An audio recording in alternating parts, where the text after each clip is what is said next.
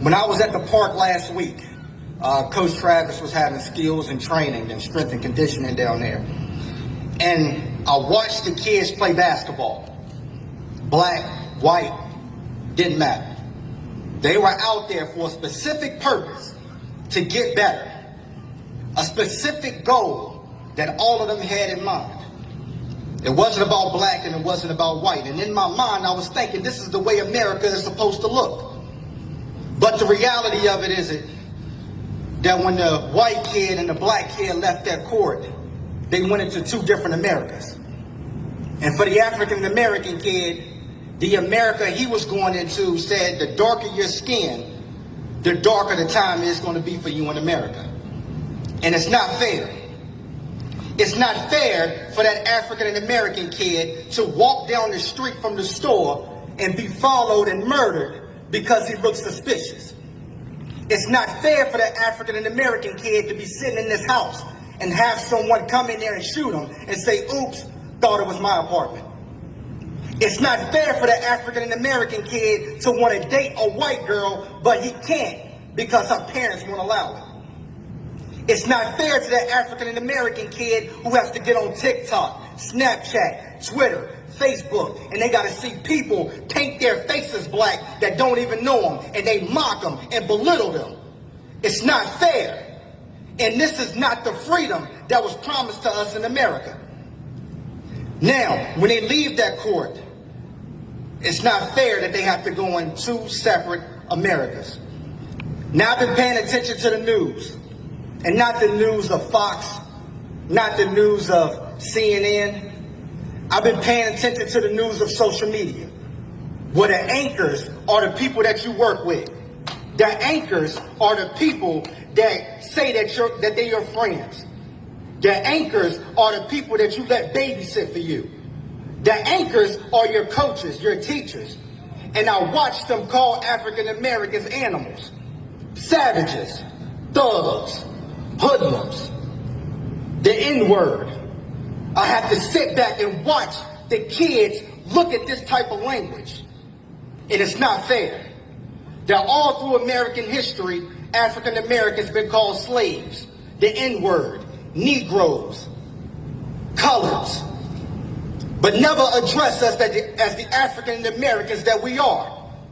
They never address us with the human rights that we're supposed to have. And it's not fair. We're not fighting a physical war. We're fighting a mental war.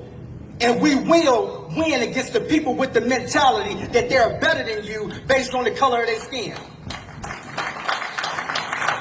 We will prevail. Now, Donald Trump, I don't want to be political, but he said, make America great again.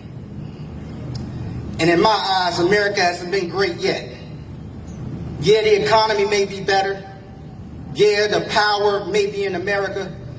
But you can't be great if you still have a racism problem in your own backyard.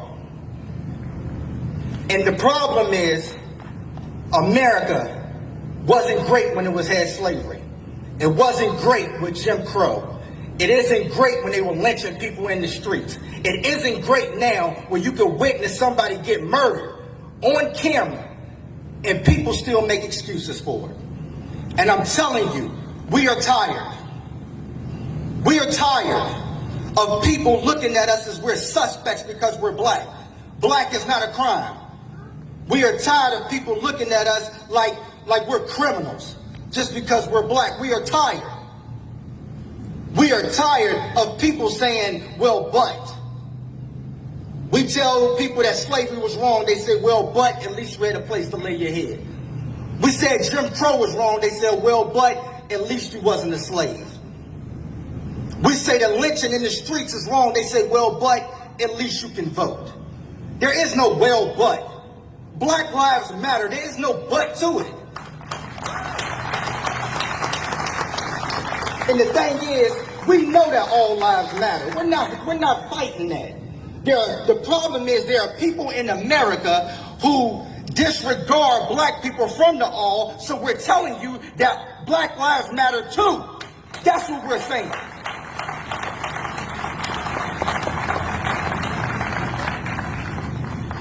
To the youth, You guys have it right. I apologize for the adults. I apologize that these adults are so childish. Those kids at that basketball court had it right. Those kids that's playing at the park and they have no idea who they just became friends with, they have it right. It is the adults who have it wrong. And we are counting on you kids to change it with love, not hate. It's up to you to point out when something isn't right. Use your voice. That's why I love seeing the younger people out here with their signs, because we're counting on you to say it's not right. I don't care if your grandparents taught you. I don't care if your parents taught you that. You have to tell them it's not right.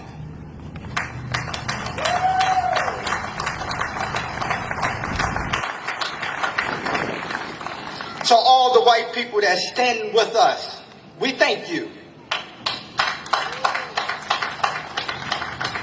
Because it takes a certain type of person who may not understand the pain, but they're going to at least try to understand.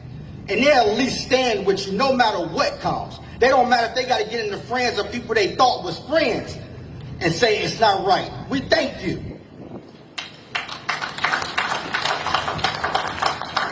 Chief Foreman, to your police officers, thank you. Because here's the thing.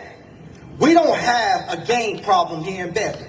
Our kids can go to school without being in the war zone. And it's thanks to these police officers that are out here every day making sure we are safe and protected. Please give them a round of applause.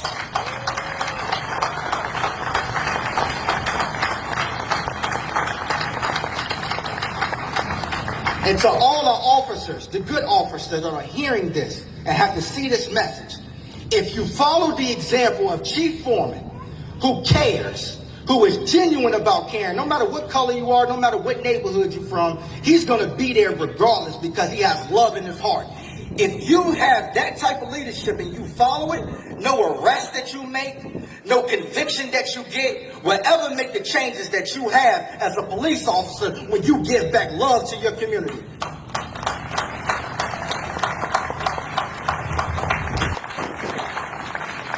Last thing,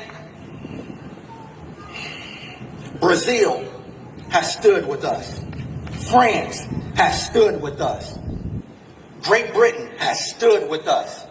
Syria has stood with us. Denmark has stood with us.